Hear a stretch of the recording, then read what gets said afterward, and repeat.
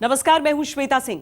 26 जनवरी के दिन राजपथ से दुनिया देखती है हिंदुस्तान की ताकत, और हम गणतंत्र दिवस से पहले आपको हिंदुस्तान की ताकत का वो नमूना दिखाएंगे जिसे देखकर दुश्मन दहल उठेगा, आपका सीना गर्व से और चौड़ा हो जाएगा। आइए साथ मिलकर करें भारत की शक्ति को नमन।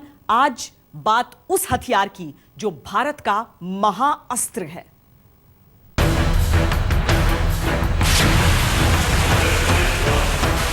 एक ऐसा शस्त्र जो दूर से दुश्मन पर प्रहार करे, एक ऐसा शस्त्र जो बिना सीधे वार कर दे विरोधी का विनाश, एक ऐसा शस्त्र जो जमीन से, आसमान से, जल से, पाताल से, कहीं से भी बन जाए दुश्मन का काल।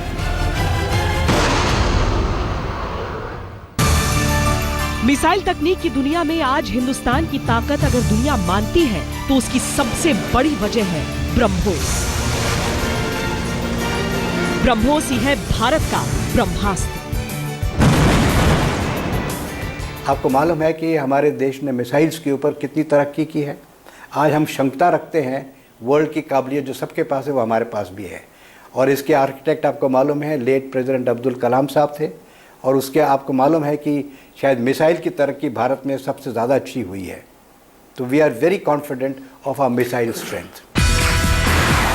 धरती, समुंदर, समुंदर की तलहटी या फिर हवा से ब्रह्मोस मिसाइल कहीं से भी कर सकती है वार। ब्रह्मोस मिसाइल की रफ्तार है 2.8 माक, यानी 1 सेकंड में करीब 1 किलोमीटर का सफर। 290 किलोमीटर के दायरे में किसी भी टारगेट को ध्वस्त करने की क्षमता है ब्रह्मोस में। सबसे दूर के लक्ष्य को भी 5 मिनट के भीतर भेदने का दम है हिंदुस्तान के ब्रह्मास्त्र में। इस मिसाइल की मारक क्षमता होगी 290 किलोमीटर, यानी कि जो हमारा स्टैंड ऑफ डिस्टेंस होगा वो लगभग होगा 290 किलोमीटर, यानी कि हम 7000 किलोमीटर दूर तक जाकर इस मिसाइल को छोड़कर और फिर वापस आ सकते हैं। यानी कि 7000 किलोमीटर जाना, 7000 वापस आना। तो इस मिसाइल की रेंज इतनी लंबी होगी। 1998 में एक दफा ओसामा बिन लादेन की तलाश में यूएस नेवी ने अल कायदा के ट्रेनिंग कैंप नष्ट करने के लिए ईस्ट अफगानिस्तान पर एक सटीक मिसाइल दागी। उनके टॉम हॉक की रेंज बड़ी थी और उसने 1100 मील का सफर तय भी किया, पर इसमें उसे 2 घंटे लग गए। ओसामा वहां से फरार हो गया और उसके निकलने के 1 घंटे बाद मिसाइल वहां पर फटी। इस तरह की कई और घटनाओं की वजह से सुपरसोनिक और हाइपरसोनिक मिसाइलों की जरूरत पर जोर दिया गया।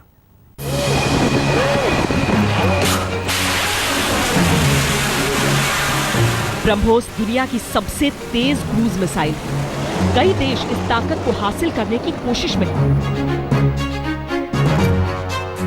ब्रह्मोस भारत और रूस का संयुक्त वेंचर है। ये नाम भी दोनों देशों की 2 नदियों का अद्भुत संगम है, भारत के ब्रह्मपुत्र और रूस की मोस्कवा नदी। दोनों देश ब्रह्मोस 2 के निर्माण की कोशिशों में भी जुटे हैं, जो कि ब्रह्मोस से 1 कदम आगे हो। इसकी गति होगी 6 माक, यानी मौजूदा मिसाइल की दोगुनी, और इसका प्रहार होगा मौजूदा मिसाइल से 18 गुना ज्यादा। ब्रह्मोस मिसाइल को सेना और नौसेना में शामिल कर लिया गया है और जल्द ही वायुसेना भी इसको अपने दल में शामिल कर लेगी। ब्रह्मोस के और मिसाइलों को सेना में शामिल करने के लिए 27,000 करोड़ के ऑर्डर प्लेस कर दिए गए हैं। डीआरडीओ के मुताबिक ब्रह्मोस को शिप, रोड मोबाइल लॉन्चर्स, पनडुब्बी और लड़ाकू विमानों से भी फायर किया जा सकता है। मिसाइल क्षमता जो है उसके ऊपर बढ़ोतरी आस्ता आस्ता हो रही है, पर आप याद रखेंगे ये बड़ी कॉम्प्लिकेटेड टेक्नोलॉजी है। पर ये आपको मानना पड़ेगा कि मिसाइल जो है टेक्नोलॉजी के अंदर हमने काफ़ी एडवांस किया है। मुल्क दूसरे लोगों से मिल के अब आस्ता आस्ता अपना भी बढ़ा रहे हैं, तो उसमें मेरे ख्याल से थोड़ा टाइम देना पड़ेगा, पर उसकी जो डायरेक्शन है वो ठीक है। जमीन और युद्धपोत से मार करने वाला ब्रह्मोस भारतीय बलों के पास है, जबकि हवा और सबमरीन से मार करने वाले ब्रह्मोस की टेस्टिंग चल रही है। दुनिया के कई देश हिंदुस्तान से ब्रह्मोस खरीदना चाहते हैं। इनमें शामिल हैं वियतनाम, दक्षिण Africa, Egypt, Oman, Brunei, Chile, Brazil और इंडोनेशिया। ब्रह्मोस के अलावा भारतीय रक्षा प्रणाली के कई और धुरंधर हैं। धनुष, अग्नि, निर्भय, आकाश। इनकी रफ्तार, इनकी एक्यूरेसी, इनकी ताकत बेमिसाल है। आइए आपको रूबरू कराते हैं भारतीय सुरक्षा बलों के बेमिसाल मिसाइलों से।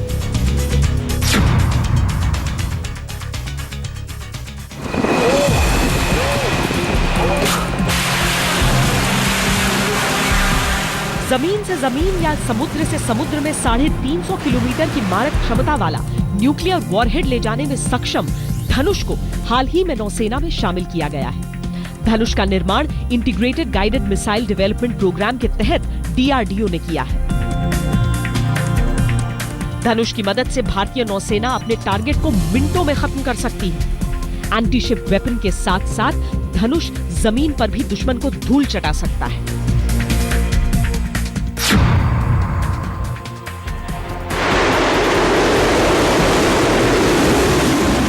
अग्नि 1 एक मध्यम रेंज बैलिस्टिक मिसाइल है। इसमें दुनिया में पहली बार इंटीग्रेटेड नेविगेशन सिस्टम का इस्तेमाल हुआ, यानी इसका निशाना अचूक है।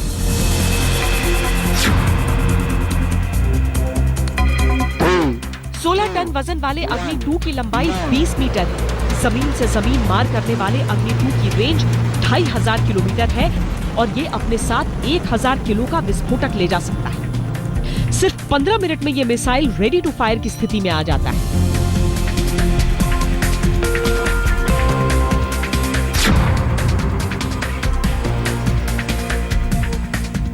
तीन 3000 किलोमीटर की जमीन से जमीन पर मार करने वाला अग्नि 3 मिसाइल 1 टन न्यूक्लियर पेलोड ले जा सकता है। हाइब्रिड नेविगेशन सिस्टम के साथ साथ अग्नि 3 मिसाइल प्रणाली में कंप्यूटर के जरिए कंट्रोल सिस्टम दिया गया है। 17 मीटर लंबे इस मिसाइल का वजन 50 टन है। 2-3 साल के अंदर इसको सेना में जगह दी जाने की उम्मीद है। 4, 3, 2, 1, न्यूक्लियर वॉरहेड अग्नि 4 की मारक क्षमता 4000 किलोमीटर है। अपनी पिछली सीरीज के मिसाइलों से अग्नि 4 हल्की है और इसमें जाने वाले न्यूक्लियर विस्फोटक की करीब 3000 डिग्री सेंटीग्रेड तापमान को बर्दाश्त करने की क्षमता है। 2-3 साल के अंदर इसको सेना में जगह दी जाने की उम्मीद है।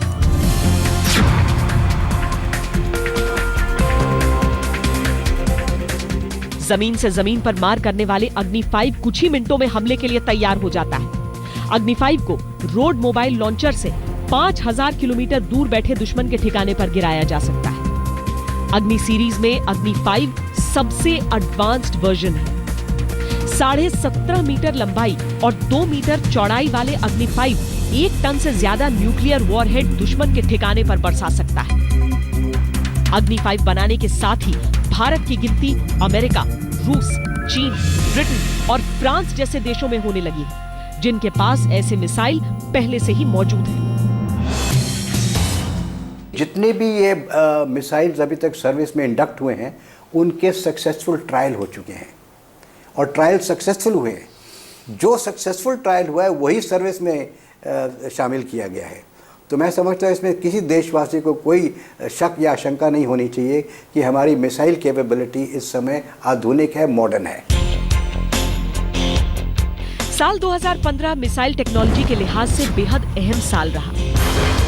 भारत में सबसे लंबी दूरी तक मार करने वाले अग्नि 5 ने एक रोड मोबाइल ट्रक में फिट एक कंटेनर से सफलतापूर्वक लॉन्चिंग ली। न्यूक्लियर पावर पनडुब्बी INS अरिहंत से अंडर वाटर मिसाइल की कामयाब टेस्टिंग की गई। जमीन से हवा में मार करने वाले आकाश का सेना में शामिल होना भी एक बड़ी उपलब्धि रही। इसके अलावा एडवांस टॉर्पीडो डिफेंस सिस्टम मरीज को नौसेना में शामिल किया गया।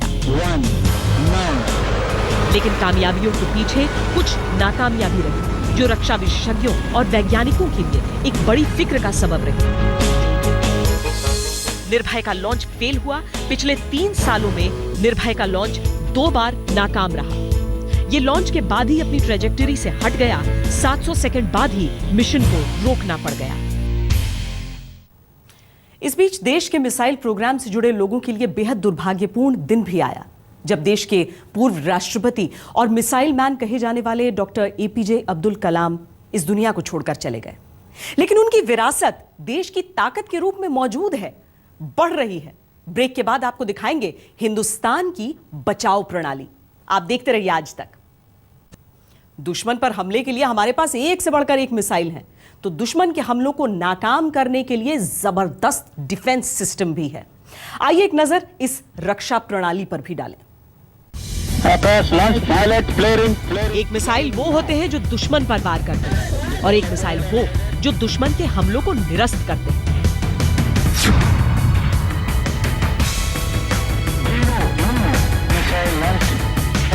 आकाश एयर डिफेंस मिसाइल को सेना और वायुसेना दोनों में शामिल किया जा रहा है। जमीन से हवा में मार करने वाले आकाश मिसाइल सिस्टम को इजरायल की मदद से तैयार किया जा रहा है। 2016-17 में इनको वायुसेना में शामिल कर लिया जाएगा। प्रमुख भारतीय युद्धपोतों में भी जल्द ही आकाश मिसाइल शामिल किए जाएंगे।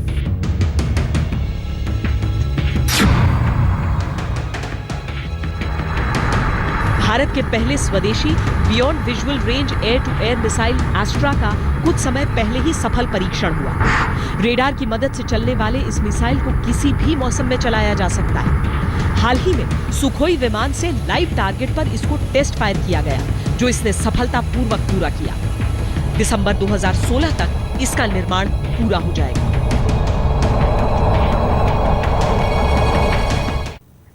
भारत की ताकत इन हथियारों से है, पर असली ताकत हमारे जांबाजों से है। आज के लिए इतना ही। देश और दुनिया की बाकी खबरों के लिए आप देखते रहिए आज तक। टेस्ट कराने की भी मांग की थी। सलविंदर सिंह की दलील है कि वो सच बोल रहे हैं और इससे ये साबित भी हो जाएगा। गौरतलब है कि सलविंदर सिंह ने भी सबसे पहले पठानकोट के आतंकवादियों का सामना किया था।